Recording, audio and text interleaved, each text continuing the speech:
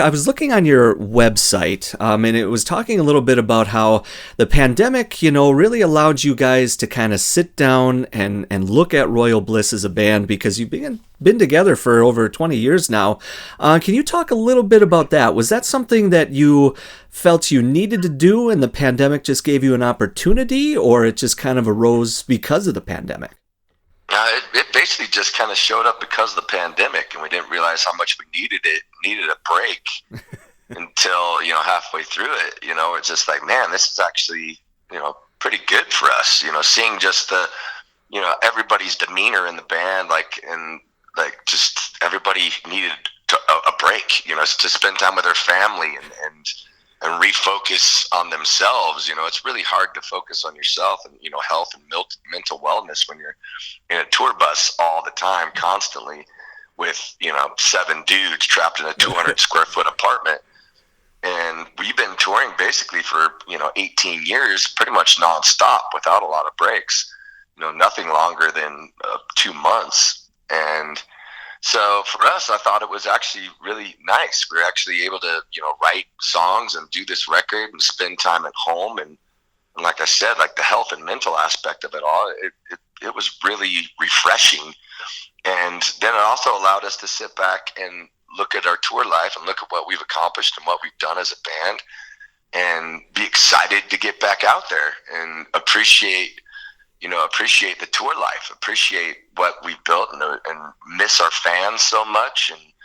And when you're constantly seeing everybody every year, every 3 months, it's still, you miss them after 3 months, but man, when you haven't seen them for a year and a half, it's like the reunion's going to be amazing.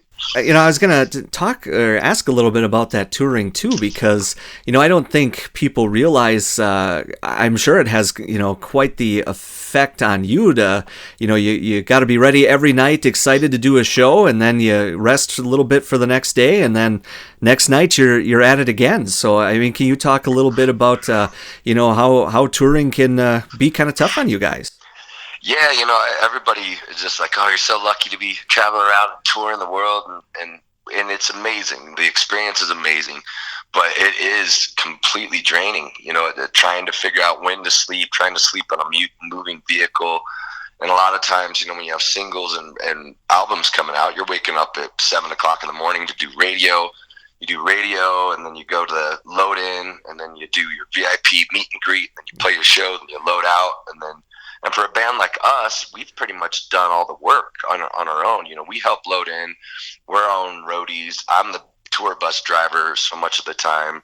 So Taylor runs merch. We run it like a business on our own. So not only are we playing the show, but we're doing everything behind the scenes too. We usually only travel with one crew guy who's our sound guy and kind of helps everything. So it's not the life everybody thinks it is. You're lucky if you get 5 hours of sleep a day, and that's like, yeah, I just slept 5 hours, but so often those 5 hours come in like 1 hour or 30-minute naps, throughout the day. It's like, what do we got to do? Okay, I can sleep for an hour and a half here. Then we got to wake up and do this. All right, then I can sleep for 30 minutes, 40 minutes here. And it's hard to eat healthy. It's hard to get any sort of exercise in and sleep. It's difficult, but when you're on that stage for whether it's 30 minutes or 90 minutes, it's the best feeling in the world. So all the tiredness goes away, everything goes away, and you're just like, oh, this is why I do this. So it's been weird. Like here at home now, I'm in a routine. Like I get to take a shower every day and like brush my teeth every day, and all those things you take for granted. It's like now I can. It's neat. It's going to be tough to not be clean again. Speaking of that, though, you are, I had noticed on your website, you do have some tours, or some touring coming up here. You've got some events scheduled. And so are you looking forward to being back on the road and seeing everyone after the lockdowns of the pandemic? Yeah, I think we're all excited to get back out, and it's mainly just to see our friends, see our fans and friends and family, that are on the road. And, to get to play in front of crowds again, it's just such an amazing feeling, like being on that stage. And I know the energy is going to be, 10 times more than it has been in the past, because everybody's going to be happy to get out there. But it is going to be tough too. I've gotten used to being home. I have 2 boys and a beautiful wife, and so for me personally, it's going to be tough to be gone from them again. So I'm kind of like nervous about that, thinking about, man, it's going to be tough not being home, and I know it's going to be hard on them too. But it's like to get back to work. This is our job, and kind of like our purpose, and this is what puts food on the table. So it's nice to get back to doing what we do to make a living. And we're fortunate to be able to do it with friends and have a good time. So it's going to be interesting. The first little run out is going to be interesting, getting back used to the tour life and the tour schedule. So, but I think we're excited. I wanted to talk a little bit too. I was watching the music video for Fire Within here before I got to talk to you, and it's a great song, and the music video is awesome. Now, can you talk a little bit about what your inspirations were for that particular song? Usually I write my lyrics about just life and what's going on in my life, and I actually wrote those lyrics a few years ago, before all this had gone.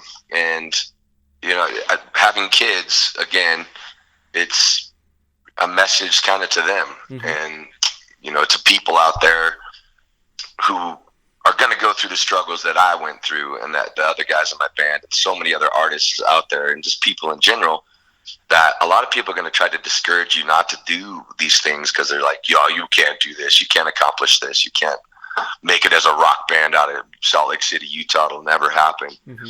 And just to kind of ignore all the naysayers and the people that don't want you to be you. And and the whole Light the Fire Within is just like, be yourself. The best way to be original and to be unique is to just be yourself, and not listen to all the outside stimuli that's telling you can't be yourself.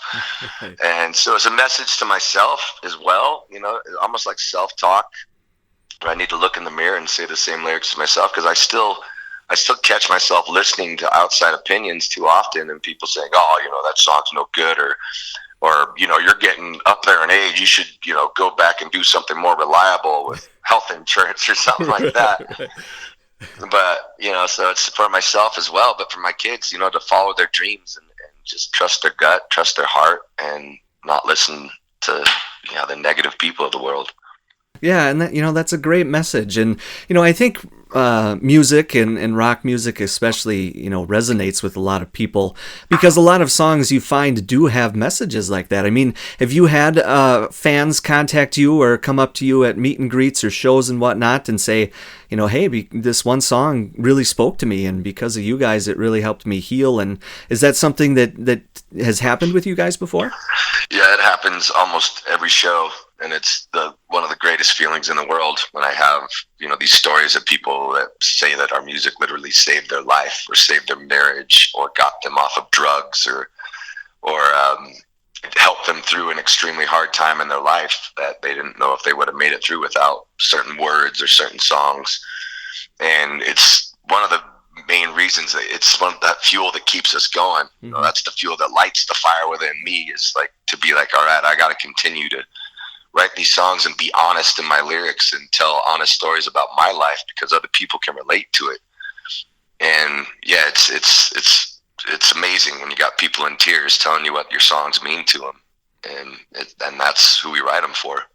And you said you were, had been working on some new music during the pandemic. Do you guys, will you have a new album coming out soon, or are you working on one? Or we have a full album done, okay. And then some. We've been recording a bunch of songs, writing a ton of songs. We have a few cover songs that we're releasing. A cover that we did of Going to California, which I'm excited about. Nice. That should be coming out this week, I think. And then we have another original song coming out, I believe, in June, and another original one coming out late July, early August. And then we're going to kind of look at that point and decide when we're going to release the album. We're hoping to release the album in August, but we don't know. Everything's so different in the industry right now on how to release songs and how to market yourself, that it's interesting doing the concept of putting out a song every 5 weeks, because it's just content, and you stay relevant that way. But we also like to release albums because we were raised in that kind of era of putting in a CD and listening to the whole record from front to back, and it telling a story.